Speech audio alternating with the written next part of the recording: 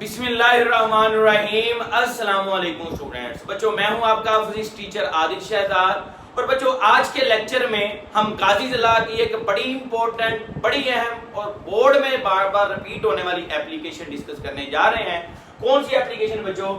Electric field intensity due to infinite sheet of charges. इसमें बच्चों हम एक इनफाइनाइट लेंथ की शीट को कंसीडर करेंगे, उसके ऊपर पॉजिटिव चार्जेस को या नेगेटिव चार्जेस को डिस्ट्रीब्यूट कर देंगे और फिर उन चार्जेस की वजह से हम फाइंड आउट करेंगे क्या चीज बला? Electric field intensity. अच्छा बच्चों, इस टॉपिक को शुरू करने से पहले आपसे मैं बात करता चलूं कि लास्ट लेक्चर में हमने जो एप्लीकेशन डिस्कस की थी वो थी electric field intensity due to hollow charge sphere. हमने एक स्फीयर कंसीडर किया था और उसके आउटर साइड पे चार्जेस को डिस्ट्रीब्यूट किया था और उसके अंदर electric field intensity find out की थी। और उससे लास्ट लेक्चर में बच्चों गाजी ज़िला को डिस्कस किया था। अगर आपने वो लेक्चर नहीं समझे तो पहले आप उनको जाके समझें ताकि आपको इस एप्लीकेशन की अच्छे से समझ आ जाए। आइए अब इसका आगाज करते हैं। बच्चों, इसके लिए आपने कंसीडर कर लेना है एक plane sheet of infinite length. एक इनफाइनाइट लेंथ, महदूद नहीं बल्कि एक लामहदूद कह लें, इनफाइनाइट लेंथ की एक शीट को कंसीडर कर लेना है। दूसरे नंबर पे आप क्या करेंगे? पॉजिटिव चार्जेस जो हैं वो आप डिस्ट्रीब्यूट कर देंगे उस शीट के ऊपर। अब यहां पे मैंने क्या किया है, इस शीट का एक फाइनाइट पोर्शन लिया है।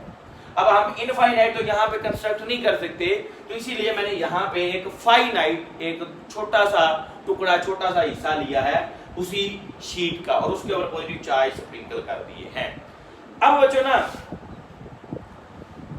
कोई भी सरफेस हो उसमें किसी भी तरह की डिस्ट्रीब्यूशन हो और आपने electric field intensity find out करनी हो तो मैंने उसके 3 स्टेप्स आपको बताए थे लास्ट एप्लीकेशन में। सबसे पहला स्टेप आप क्या करेंगे बच्चों? कंसीडर करते हैं आप गाजियन सरफेस। पहले नंबर पे आप क्या करते हैं?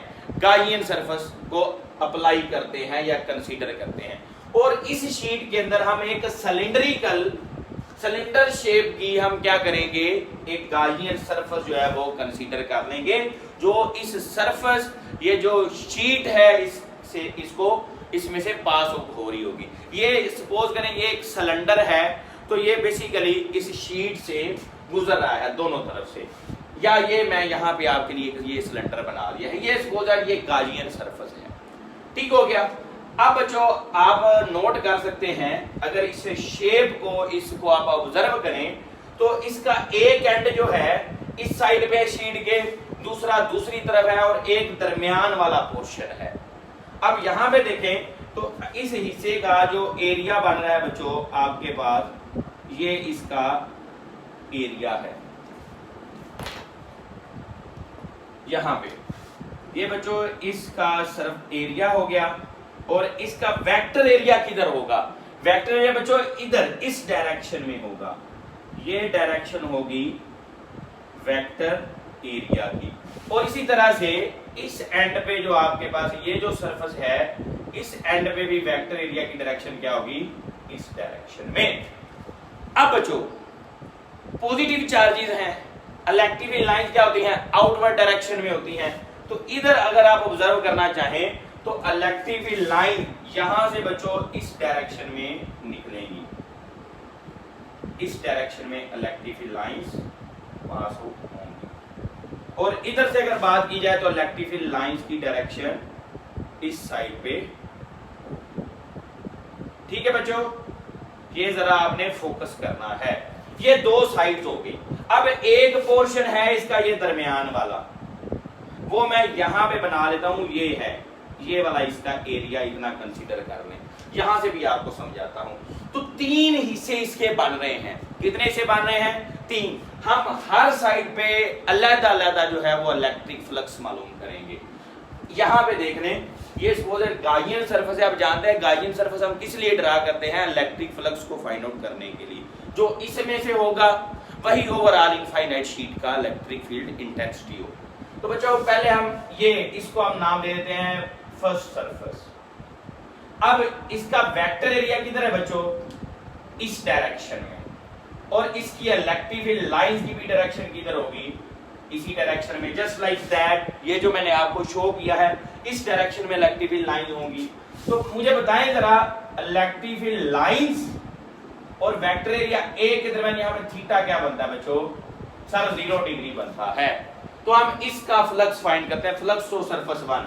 फ्लक्स का फार्मूला क्या होता है बच्चों E डॉट A होता है cos थीटा। थीटा कितना है वाला यहाँ पे सर 0 डिग्री है, cos 0 पुट करेंगे तो इलेक्ट्रिक फ्लक्स की वैल्यू क्या आ जाएगी EA आ जाएगी। नेक्स्ट बेटे दूसरी सरफेस आपके पास जो है ये वाली, ये जो पॉइंट P और P डैश हमने लिए हैं ये वाली सरफेस, इसमें देखिए आप यहाँ से भी ऑब्जर्व कर सकते हैं वेक्टर एरिया की भी डायरेक्शन इस तरफ है और इलेक्ट्रिक फील्ड लाइन भी इस डायरेक्शन में जा रही है। तो यहाँ पे थीटा क्या आएगा, यहाँ पे भी 0 डिग्री आएगा आपके पास थीटा। तो मैं यहाँ पे भी आपको कंस्ट्रक्ट करके दे सकता हूँ जी, ये आपके पास इलेक्ट्रिक फील्ड लाइन यहाँ पे। तो दूसरी सरफेस से जो इलेक्ट्रिक फ्लक्स आएगा बच्चों phi to E dot A cos theta theta 0, आपके पास ये भी फ्लक्स की जो वैल्यू बच्चों आ गई वो आपके पास क्या आ गई E डॉट A आ गई। नेक्स्ट बच्चों ये दरमियान वाली सरफेस है आपके पास या ये वाला पोर्शन है, यहां से बच्चों जो वेक्टर एरिया की डायरेक्शन होगी वो अपवर्ड डायरेक्शन में होगी। देखिए यहां पे आप जानते हैं कि वेक्टर एरिया की डायरेक्शन होती है perpendicular to the surface area. इसकी सरफेस तो ये है बच्चों, यही सरफेस है और इसका वेक्टर एरिया किधर होगा इस डायरेक्शन में होगा।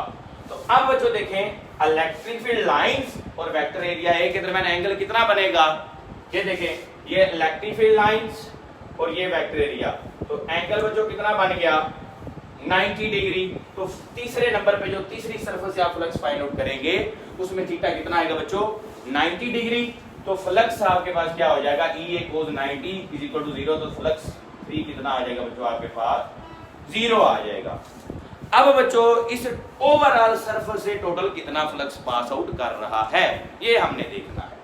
तो हम क्या करेंगे बारी बारी, जो पहला एक सरफेस से आपने मालूम किया, जो दूसरी से मालूम किया, जो तीसरी से, इन तीनों को क्या कर देंगे ऐड अप कर देंगे। आइए जमा करते हैं जरा, फाई 1 फाई 2 फाई 3, ये EA और ये भी E और दूसरा क्या है 0, तो इनको ऐड अप करेंगे तो क्या हो जाएगा 2EA।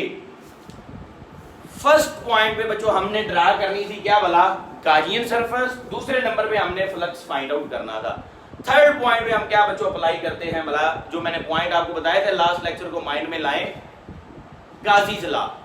तीसरे नंबर पे बच्चों हम क्या अप्लाई करते हैं गाजीज लॉ। गाजीज लॉ का फार्मूला क्या है Q over epsilon not charge over epsilon naught. ये दोनों इक्वेशन हैं, दोनों फ्लक्स की हैं, दोनों को कंपेयर कर लेंगे। 2EA is equal to charge over epsilon naught. अब बच्चों हमारा टारगेट है इलेक्ट्रिक फील्ड इंटेंसिटी को फाइंड आउट करना। तो ये 2 और A यहाँ पे आके क्या हो जाएगा डिवाइड हो जाएगा। एक पॉइंट बच्चों यहाँ पे मैंने लिखा है, आपने नोट किया होगा, इसको अभी तक हमने एक्सप्लेन नहीं किया। Amount of charge on infinite sheet of charges is measured by surface charge density. यहाँ पे हम एक नया कॉन्सेप्ट इंट्रोड्यूस करवा रहे हैं, सरफेस चार्ज डेंसिटी, क्योंकि ये एक इनफाइनाइट शीट है, चार्जेस ज्यादा है सरफेस के ऊपर, तो हम यहाँ पे चार्ज पर यूनिट एरिया लेंगे। तो सरफेस चार्ज डेंसिटी जो होती है सिग्मा से रिप्रेजेंट करते हैं, तो यदि चार्ज पर यूनिट एरिया, यहाँ पे मैं दोबारा से मेंशन कर देता हूँ, ये बेटे आपके पास है चार्ज पर यूनिट एरिया।